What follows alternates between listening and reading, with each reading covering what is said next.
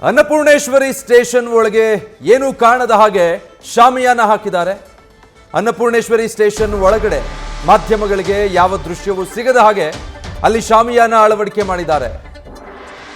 Annapoorneshwari police ಠಾಣೆ ಸುತ್ತಮುತ್ತ ಸದ್ಯ 144 ಸೆಕ್ಷನ್ ಕೂಡ ಜಾರಿಯಾಗಿದೆ. 200 ಮೀಟರ್ ವ್ಯಾಪ್ತಿಯಲ್ಲಿ 144 ಸೆಕ್ಷನ್ ಅನ್ನ ಜಾರಿಗೊಳಿಸಿ ಆದೇಶ ಹೊರಡಿಸಿದ್ದಾರೆ. 5 ದಿನಗಳ ಕಾಲ ಸೆಕ್ಷನ್ ಜಾರಿ ಮಾಡಿ ಕಮಿಷನರ್ ಈ ಆದೇಶ ಹೊರಡಿಸಿದ್ದಾರೆ. ಇವತ್ತಿಂದ ಜೂನ್ 17ರ ತನಕ ಸೆಕ್ಷನ್ 144 ಅಡಿ ನಿಷೇಧಾಜ್ಞೆ ಜಾರಿ ಇರುತ್ತೆ. ಭದ್ರತೆಯ ದೃಷ್ಟಿಯಿಂದ ಈ ರೀತಿ ನಿಷೇಧಾಜ್ಞೆ ಜಾರಿ ಮಾಡಿದ್ದಾರೆ commissioner. Police commissioner B Dayanand ಈ ಆದೇಶವನ್ನು ಹೊರಡಿಸಿದ್ದಾರೆ. ಸೊ ಅನ್ನಪೂರ್ಣೇಶ್ವರಿ ನಗರ ಪೊಲೀಸ್ ಠಾಣೆಯ ಸುತ್ತಳತೆಯ 200 ಮೀಟರ್ನಲ್ಲಿ ನಿಷೇಧಾಜ್ಞೆ ಜಾರಿ ಇರುತ್ತೆ. ಮತ್ತೆ ಯಾವುದೇ ದೃಶ್ಯಗಳು ಲಭ್ಯ ಆಗದ ಹಾಗೆ ಅಲ್ಲಿ ಪೆಂಡಾಲ್ ವ್ಯವಸ್ಥೆಯನ್ನು ಕೂಡ ಮಾಡ್ತಾ ಇದ್ದಾರೆ. ಈ ದೃಶ್ಯದಲ್ಲಿ ನೀವು ಗಮನಿಸಬಹುದು, ಎತ್ತರದ ಕಾಂಪೌಂಡ್ ಇದೆ, ಅದರ ಮೇಲೆ ಅಲ್ಲಿ ಗ್ರಿಲ್ ಇರೋದು, ಅದಕ್ಕೆ ಈಗ ಶಾಮಿಯಾನ ಅಳವಡಿಕೆ ಮಾಡ್ತಿದ್ದಾರೆ. ಮತ್ತೆ ಪೊಲೀಸ್ ಸ್ಟೇಷನ್ ಸುತ್ತಮುತ್ತ 200 ಮೀಟರ್ ರೇಡಿಯಸ್ನಲ್ಲಿ ನಿಷೇಧಾಜ್ಞೆ ಜಾರಿ ಮಾಡಿದ್ದಾರೆ. ಇನ್ನು 5 ದಿನಗಳವರೆಗೆ ಅಂದರೆ ಕಸ್ಟಡಿ ಇರೋವರೆಗೆ ಬಹುಶಃ ಈ ನಿಷೇಧಾಜ್ಞೆ ಜಾರಿಯಲ್ಲಿರುತ್ತೆ ಅಂತ ಹೇಳಿ ಪೊಲೀಸ್ ಕಮಿಷನರ್ ಬಿ ದಯಾನಂದ್ ಈ ಆದೇಶವನ್ನು ಹೊರಡಿಸಿದ್ದಾರೆ. ಸೊ ಆ ವ್ಯವಸ್ಥೆಗಳಾಗ್ತಾ ಇದೆ ಸದ್ಯ ಅನ್ನಪೂರ್ಣೇಶ್ವರಿ ನಗರ ಠಾಣೆಯಲ್ಲಿ. ಗೇಟ್ನ ಮುಂಭಾಗ ಕೂಡ ಪೆಂಡಾಲ್ ಅಳವಡಿಸ್ತಾ ಇರೋದು, ಬ್ಯಾರಿಕೇಡ್ಗಳನ್ನೆಲ್ಲ ಅಲ್ಲಿ ಅಳವಡಿಸಿ ಬಂದೋಬಸ್ತ್ ಮಾಡ್ಕೊಳ್ತಾ ಇದ್ದಾರೆ.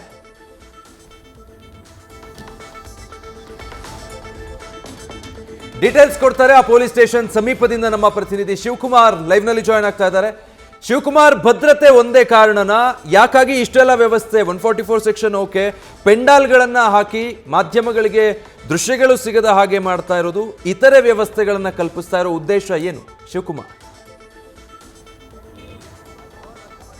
ವಿಜಯ್, ಒಂದ್ ಕಡೆ ನಟ ದರ್ಶನ್ ಸೇರಿ 13 ಜನ ಆರೋಪಿಗಳನ್ನ ಪೊಲೀಸರು ವಿಚಾರಣೆ ನಡೆಸಿದ್ದಾರೆ. ಮತ್ತೊಂದು ಕಡೆ ಅನ್ನಪೂರ್ಣೇಶ್ವರಿ ನಗರ ಪೊಲೀಸ್ ಠಾಣೆಯ 200 ಮೀಟರ್ ಸುತ್ತಳತೆಯಲ್ಲಿ 144 ಸೆಕ್ಷನ್ ಅನ್ನು ಹಾಕಿರುವಂತದ್ದು.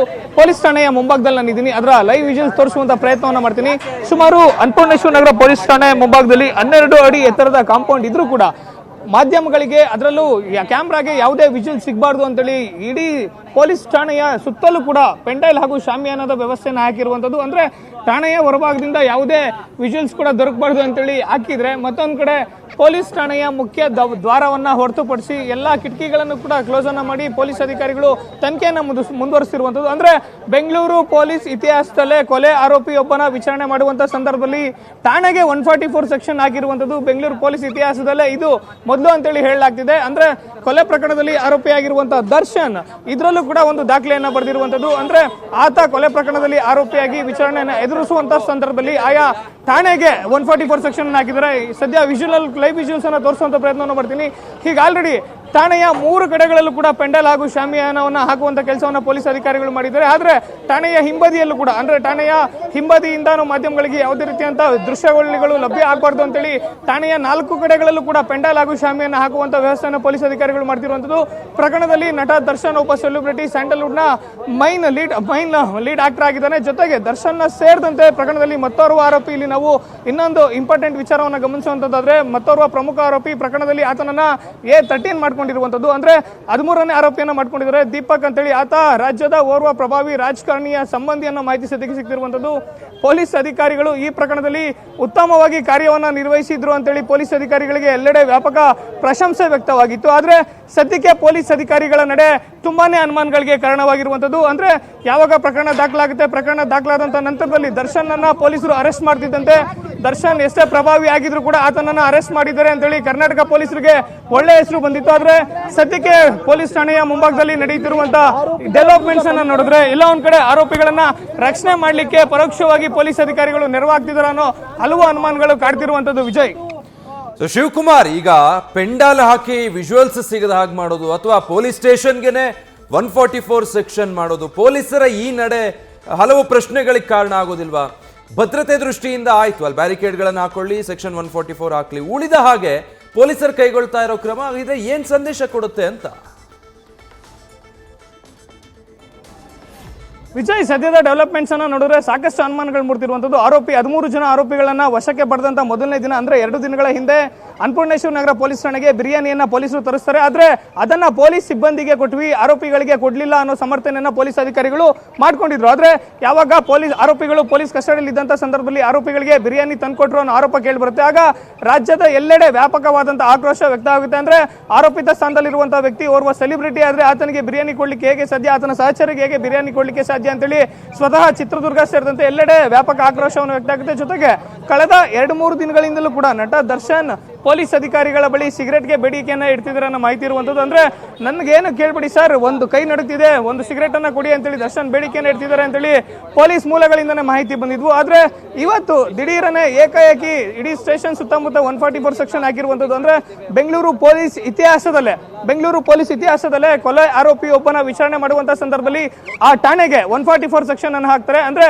ಠಾಣೆಯ ಸುತ್ತಮುತ್ತ ಯಾರು ಕೂಡ 5-6 ಜನ ನಿಂತ್ಕೊಳ್ಬಾರ್ದು, ಯಾವುದೇ ಪ್ರತಿಭಟನೆಯನ್ನ ಮಾಡಬಾರ್ದು, ಮೆರವಣಿಗೆಯನ್ನ ಮಾಡಬಾರ್ದು ಅಂತೇಳಿ, ಮಾರಕಾಸ್ತ್ರಗಳು ಆಯುಧಗಳನ್ನು ಕೊಂಡೊಯ್ಯಬಾರ್ದು ಅಂತೇಳಿ 144 ಸೆಕ್ಷನ್ ಹಾಕುವಂಥದ್ದು. ದರ್ಶನ್ಗೆ ಇನ್ನೇನು 5 ದಿನಗಳ ಕಾಲ ಪೊಲೀಸ್ ಕಸ್ಟಡಿ ಅವಧಿ ಇರೋದ್ರ ಹಿನ್ನೆಲೆಯಲ್ಲಿ 5 ದಿನಗಳ ಕಾಲ ಕೂಡ ಪೊಲೀಸ್ ಠಾಣೆಯ ಹೊರಭಾಗದಲ್ಲಿ 144 ಸೆಕ್ಷನ್ ಹಾಕ್ತಾರೆ. ಆಯ್ತು, 144 ಸೆಕ್ಷನ್ ಹಾಕ್ಲಿಕ್ಕೆ ಪೊಲೀಸರಿಗೆ ಅವಕಾಶ ಇದೆ. ಆದ್ರೆ ಕೊಲೆ ಆರೋಪಿಯನ್ನ ವಿಚಾರಣೆ ಮಾಡುವಂತಹ ಸಂದರ್ಭದಲ್ಲಿ ಪೊಲೀಸ್ ಠಾಣೆಯ 4 ಕಡೆಗಳಲ್ಲೂ ಕೂಡ ಶಾಮಿಯಾನ ಪೆಂಡಲ್ ಹಾಕಿ ಪೊಲೀಸ್ ಠಾಣೆಯ ಯಾವುದೇ ದೃಶ್ಯಾವಳಿ ದೊರಕದಂತೆ ಕ್ಲೋಸ್ ಮಾಡುವಂತ ನೆಸೆಸಿಟಿ ಏನಿತ್ತು. ಸದ್ಯ ಪೊಲೀಸ್ ಠಾಣೆಯ ಮೈನ್ ಡೋರ್ ಅನ್ನ ಬಿಟ್ರೆ, ಅಂದ್ರೆ ಪೊಲೀಸ್ ಠಾಣೆಯ ಮುಖ್ಯ ದ್ವಾರನ್ನ ಬಿಟ್ರೆ ಪೊಲೀಸ್ ಠಾಣೆಯ ಎಲ್ಲಾ ಕಿಟಕಿಗಳನ್ನು ಕೂಡ ಕ್ಲೋಸ್ ಮಾಡಿರುವಂತದ್ದು. ಅಂದ್ರೆ ಪೊಲೀಸ್ ತನಿಖಾಧಿಕಾರಿಯ ಚೇಂಬರ್ ಅನ್ನ ಹೊರತುಪಡಿಸಿದ್ರೆ ಇನ್ನೆಲ್ಲ ಉಳಿದ ಕಿಟಕಿಗಳನ್ನು ಕೂಡ ಪೊಲೀಸರು ಕ್ಲೋಸ್ ಮಾಡಿ ಪ್ರಕರಣಕ್ಕೆ ಸಂಬಂಧಪಟ್ಟಂತೆ ಆರೋಪಿಗಳ ವಿಜುವಲ್ಸ್ ಆಗಿರ್ಬೋದು ಯಾವುದು ಕೂಡ ಮಾಧ್ಯಮಗಳಿಗೆ ದೊರಕದ ಹಾಗೆ ಮಾಡ್ತಿರುವಂತದ್ದು ಒಂದ್ ಕಡೆ. ಮತ್ತೊಂದ್ ಕಡೆ ಪ್ರಕರಣಕ್ಕೆ ಸಂಬಂಧಪಟ್ಟಂತೆ ಇದುವರೆಗೂ ಕೂಡ ಬೆಂಗಳೂರು ನಗರ ಕಮಿಷನರ್ ಪೊಲೀಸ್ ಆಯುಕ್ತರಾದಂತಹ ದಯಾನಂದ್ ಅವರು ಮೊದಲನೇ ದಿನ ಓರ್ವ ನಟನನ್ನ ವಶಕ್ಕೆ ಪಡ್ಕೊಂಡಿದೀವಿ ಅಂತ ಹೇಳೋದನ್ನ ಹೊರತುಪಡಿಸಿದ್ರೆ 2 ದಿನಗಳ ಕಾಲ ಸ್ವತಃ ಬೆಂಗಳೂರು ಸಿಟಿ ಕಮಿಷನರ್ ಅನ್ನಪೂರ್ಣೇಶ್ವರ ನಗರ ಪೊಲೀಸ್ ಠಾಣೆಗೆ ಬಂದು ಖುದ್ದು ನಟ ದರ್ಶನ್ ಅವರನ್ನ ವಿಚಾರಣೆಯನ್ನ ಮಾಡ್ತಾರೆ. ಆದ್ರೆ 2 ದಿನ ವಿಚಾರಣೆ ಮಾಡಿ ಹೋದ್ರೂ ಕೂಡ ಮಾಧ್ಯಮಗಳಿಗೆ ಈ ಬಗ್ಗೆ ಯಾವುದೇ ರೀತಿಯಾದ ಪ್ರಶ್ನೆಗೆ ಉತ್ತರಿಸೋದಿಲ್ಲ. ಜೊತೆಗೆ ಮಾಧ್ಯಮಗಳು ಅವ್ರ ಮುಂದೆ ಮಾತನಾಡಲಿಕ್ಕೂ ಕೂಡ ಹಿಂದೆಟನ್ನು ಹಾಕಿರುವಂತದ್ದು. ವಿಜಯ್, ಶಿವಕುಮಾರ್, ಅಲ್ಲಿ ಚಿತ್ರದುರ್ಗದಲ್ಲಿ ರೇಣುಕಾಸ್ವಾಮಿ ಅವರ ಕುಟುಂಬಸ್ಥರು ಕಣ್ಣೀರು ಹಾಕ್ತಿದ್ದಾರೆ. ರಾಜ್ಯ ಸರ್ಕಾರದ ಮೇಲೆ ನಮಗೆ ನಂಬಿಕೆ ಇದೆ, ರಾಜ್ಯ ಪೊಲೀಸ್ ಇಲಾಖೆ ಮೇಲೆ ನಂಬಿಕೆ ಇದೆ, ನ್ಯಾಯ ಕೊಡಿಸ್ತಾರೆ, ಇಲ್ಲಿವರೆಗೂ ಅವ್ರು ಮಾಡಿರೋ ತನಿಖೆ ಮೇಲೆ ನಮಗೆ ವಿಶ್ವಾಸ ಇದೆ ಅಂತ. ಇವ್ರು ನೋಡಿದ್ರೆ ಮೊನ್ನೆ ಬಿರಿಯಾನಿ ತರಿಸ್ತಾರೆ, ಇವತ್ತು ಪೆಂಡಾಲ್ ಹಾಕಿಸ್ತಾರೆ. ಅಂದ್ರೆ ಇನ್ ಮುಂದಕ್ಕೆ ಅದೇ ವಿಶ್ವಾಸ ಕಾಪಾಡ್ಕೊಳ್ಳುತ್ತಾ ಪೊಲೀಸರ ನಡೆ? ವಿಜಯ್, ಪ್ರಕರಣ ಯಾವಾಗ ಹೊರಗಡೆ ಬರುತ್ತೆ, ಆರೋಪಿ ದರ್ಶನ್ ಯಾವಾಗ ಅರೆಸ್ಟ್ ಆಗ್ತಾನೆ, ಕೊಲೆ ಕೇಸ್ನಲ್ಲಿ ನಟ ಅರೆಸ್ಟ್ ಆಗ್ತಿದ್ದಂತೆ ಮೊದಲಿಗೆ ಇಡೀ ರಾಜ್ಯಾದ್ಯಂತ ಪೊಲೀಸ್ ಇಲಾಖೆಯ ಕ್ರಮಕ್ಕೆ, ಬೆಂಗಳೂರು ಪೊಲೀಸರ ಕ್ರಮಕ್ಕೆ ವ್ಯಾಪಕವಾದಂತಹ ಶ್ಲಾಘನೆ ವ್ಯಕ್ತವಾಗುವಂಥದ್ದು. ಅಂದ್ರೆ ಆರೋಪಿತ ಸ್ಥಾನದಲ್ಲಿರುವಂತಹ ವ್ಯಕ್ತಿ ಯಾರೇ ಆದ್ರೂ ಕೂಡ ಪೊಲೀಸರು ಕಟ್ಟುನಿಟ್ಟಿನ ಕ್ರಮವನ್ನು ತಗೊಂಡಿದ್ದಾರೆ ಅಂತೇಳಿ ಎಲ್ಲೆಡೆ ಉತ್ತಮವಾಗಿ ಪೊಲೀಸರನ್ನ ಹೊಗಳಿರ್ತಾರೆ. ನ್ಯೂಸ್ ಫಸ್ಟ್, ನಿರ್ಭೀತಿಯಿಂದ ನಿಮ್ಮ ಪರವಾಗಿ.